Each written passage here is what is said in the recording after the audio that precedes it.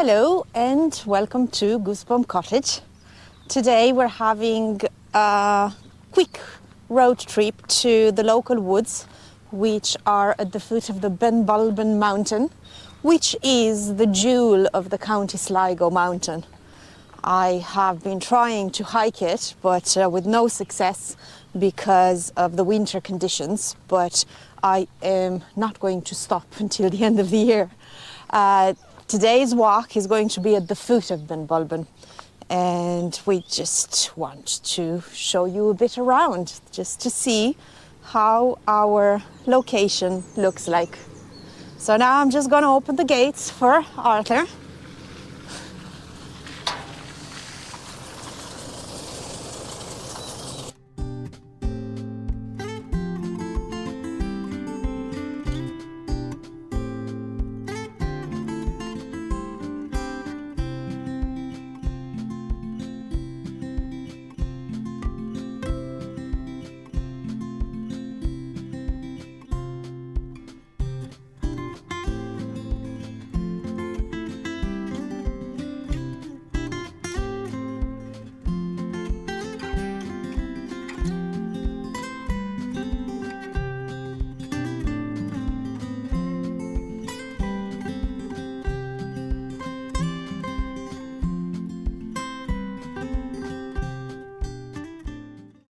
Let's begin.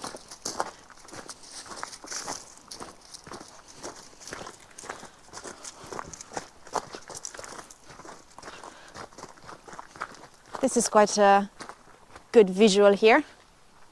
So I think the entire walk, if you take the long one, it's over 5 kilometers long.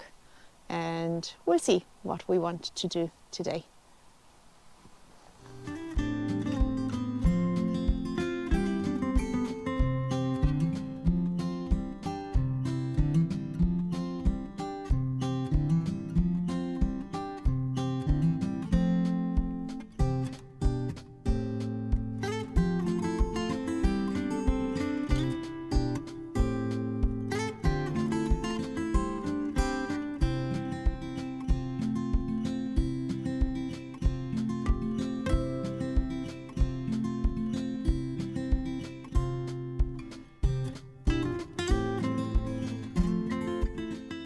There is a lot of Rhododendron here.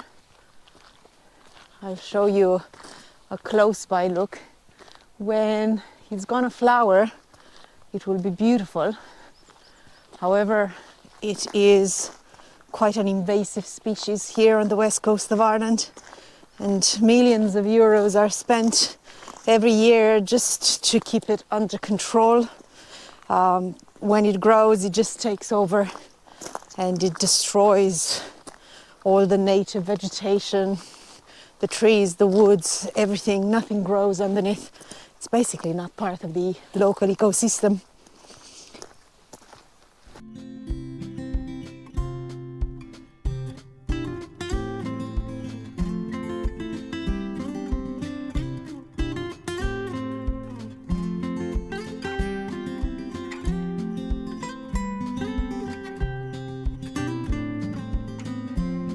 The last time we were up here, there was quite a lot of trees that had been blown over.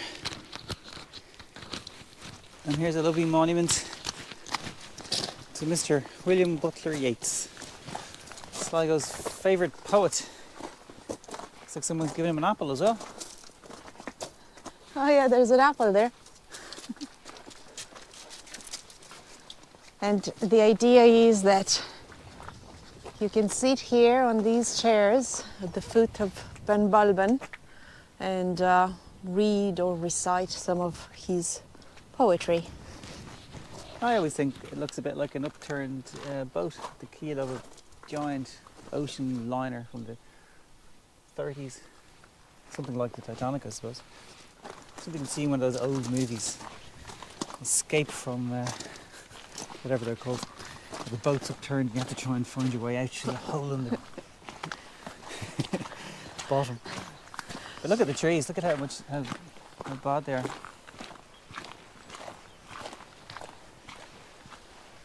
This is An example of a forest that isn't really maintained. It's a Coilte forest, so I assume this is deliberate.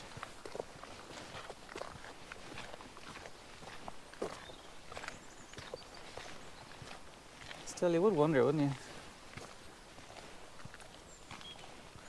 Why don't they clean it up a bit?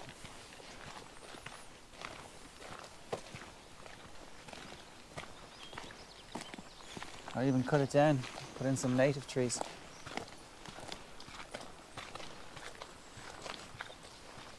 This plant here with the yellow flowers is gorse. It's a very common plant in Ireland. It's I don't know if it's native, but it's here for a very, very long time. I think And it you is can- native. I think the ancient people used to actually use it because you can eat parts of it. Not only you can eat parts of it, but it actually makes a very rich horse feed.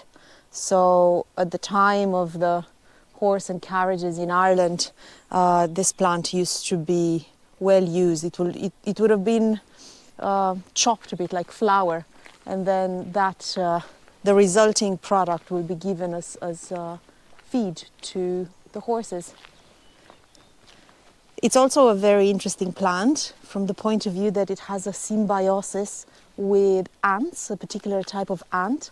So the seeds would pop, would fall, then the ants would pick up the seeds, would take them into their ant home, eat whatever they need to eat from it, and then the leftover would grow into a new gorse plant. And I think it's quite fascinating. And next to the gorse, there is heather. There are 3 types of heather in Ireland. This one is called bell heather. And well, it's a bit too early to have the beautiful flowers, but it grows very well together with the gorse, native as well. And now to show you the most intrusive plant from close by. This is the rhododendron. Beautiful flowers, but deadly. Deadly to wherever it grows. And here's a nice gorse plant here. You can actually eat the flowers. They don't taste like much, but they smell like coconut. Don't taste like coconut, but No, they definitely can be smell like bitter, coconut. aren't they? They would be a bit sweeter in the sunshine, but we don't have sunshine today.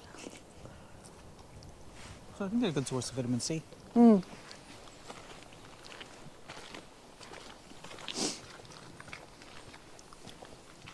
Actually, that's better than the last one I had.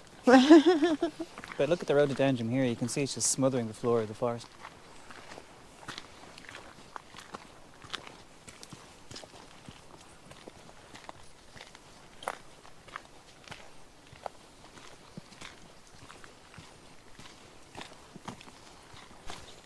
And this is a magical place. Shall we go in? Yeah. This is so spongy. Yeah. I mean, have a look how magical it is. And look at all the moss. It actually looks like ferns. Maybe there are ferns, maybe it's not moss, but it's really, really spongy. Ooh. Yeah. If it wouldn't be so wet, you could sleep on it like on a bed. Yeah.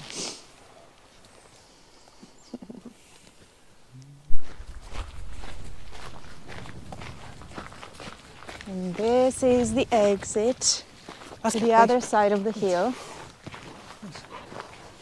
The path carries on down that way. We are here. And this is the view.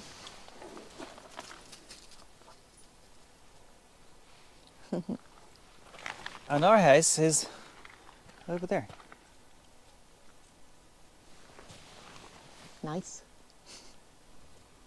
Yeah.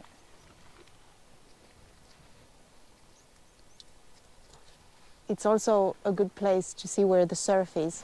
Although you'll have to hike all the way here to just see the surf which kind of beats the purpose. And I'm happy to say that there isn't any, because I was wondering earlier. One of the surf forecast apps was saying that there was surf, but the surf cameras were showing no surf, and I can see that there is no surf, which is good, because I'm not missing it. FOMO. Yeah, that's the problem with those surf apps. You look at them in the morning, you drive all the way from the east coast, you get here and there's no surf. At least now I can save myself the journey. Though it would be nice if there was some surf. Found a turkey tail mushroom spot. You see, it is turkey tail. It's still very young, and it's actually surprising. Well, the tree looks dead. It usually grows on dead, rotting trees, but well, this one, I suppose it is a dead, rotting tree. Very small. Or maybe it's not turkey tail. We'll have to wait and see. It's still a bit small. It looks a bit small to me. Yeah, it does look small. It's from the family anyway. We won't be rushing to eat this though. Now it's time to go up. And this one here, both me and Arthur, after watching too many zombie movies, we have decided that it would be a very good zombie apocalypse defensive system. Only if it would have 4 walls instead of 2 walls. But I suppose half the job is done. And eventually we discovered that it's a shooting ground. And now we're wondering if we could actually go there in the summertime. It's obviously closed for the winter. That would be cool, wouldn't it?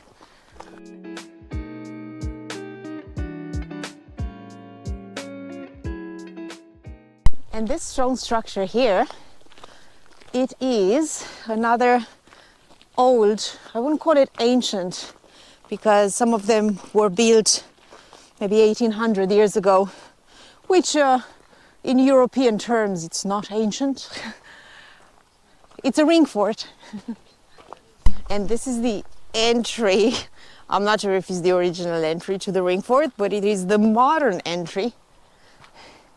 And you can see very nicely how round it is, or how round it was. And it's on high ground. This means that it was a defensive fort. And also, if you walk here in the middle, you would actually be able to see the entry, well, what it was an entry to a souterrain.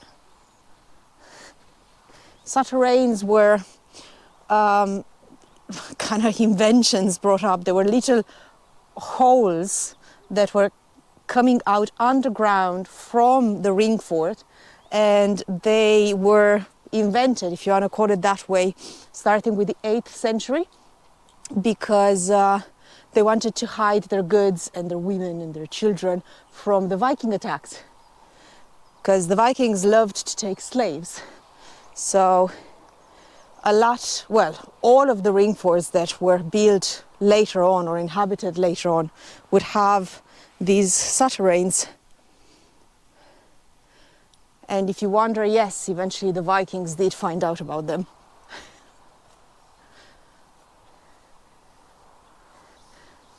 What do you think, Art? And that's where we get our electricity from. Most of the time it works. Sometimes it doesn't. Yeah, see the outer wall? Oh yeah.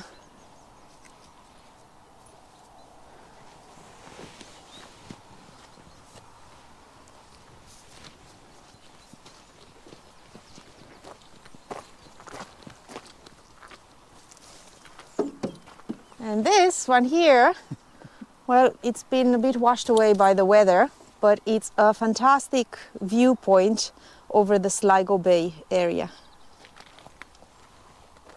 So you can look at this and then look up. Not the brightest day to sightsee, but still it's pretty decent for St. Patrick Day in Ireland. Yeah, and we can see Jimmy's Hill. And then to the left of Jimmy's Hill, there's Rockley. So our house is directly over there. Not too bad. Not too bad at all. And interesting enough, so our house is actually here. And if you look, Easky is directly across from it. See the tip there? You can just see the tip. So what Arthur is trying to say is that if we get a boat and we want to go to Easky, which is a fantastic surfing spot, then we don't need to drive for an hour all around the bay. We can just get on the boat and go to Easky and surf which will there. probably take an hour.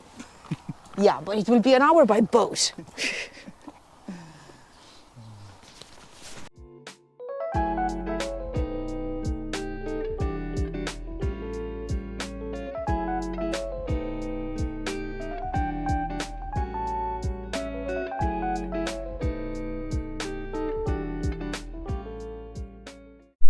And this is my favorite part of the woods because you can have a look at the lichens here on the trees. There are some really old birch trees and the lichen on them just makes them absolutely magical. There you go, there's one here too, of course surrounded by rhododendron, poor guy. Lichen this size actually means the air quality is very, very good. And you can also see some mushrooms there. I cannot tell what kind of mushrooms they are because they're dead. But maybe one day we'll find out. Our mushroom hunt will continue forever.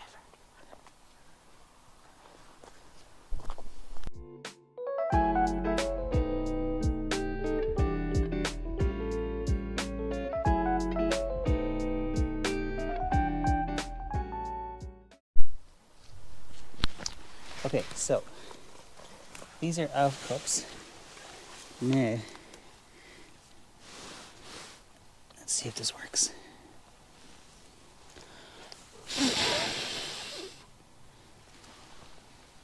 See that? No. Okay, watch again. Watch for a puff of smoke.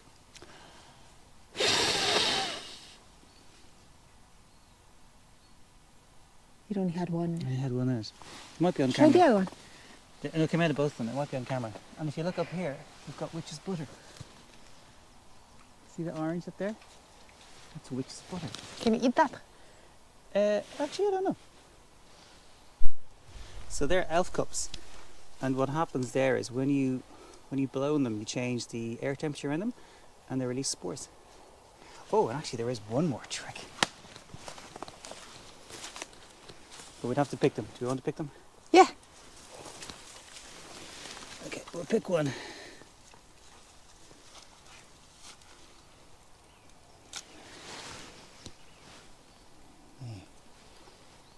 Give me the camera. Are you up for this? Yeah.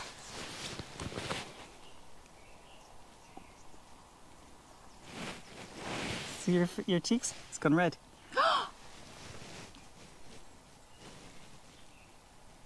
And will it stay? No, you got rosy cheeks. I got rosy cheeks. I won't touch it. I want to see how long I'm going to have rosy cheeks You can from actually elf cup mushrooms. You can use that as lipstick as well. Oh.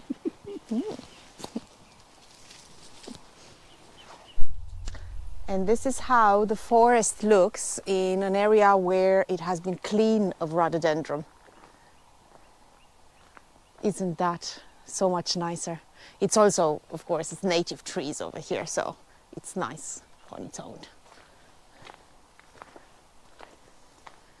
And we are at the end of our walks. I have rosy cheeks from mushroom rosy cheeks. And this is the parking lot here. And just to finish this off, there is one last plant that I want to show you. and it is this one over here. You see, it kind of looks a bit like mushrooms, but it's not mushrooms. It is a plant called navelwort, and it is fully edible, especially in the winter time and the springtime. You can put it in salads, raw or cooked. It's quite nice. There is a bit of bitterness to it, but then if you're gonna forage, you're gonna get the bitterness from most of the plants. But it's lovely, especially in salads. I'm gonna get one for Arthur as well. So, thank you very much for watching. I hope you enjoyed our walk in Benbulben Forest Walk. And if you want to see more content from us, please do like and subscribe. Thanks and bye.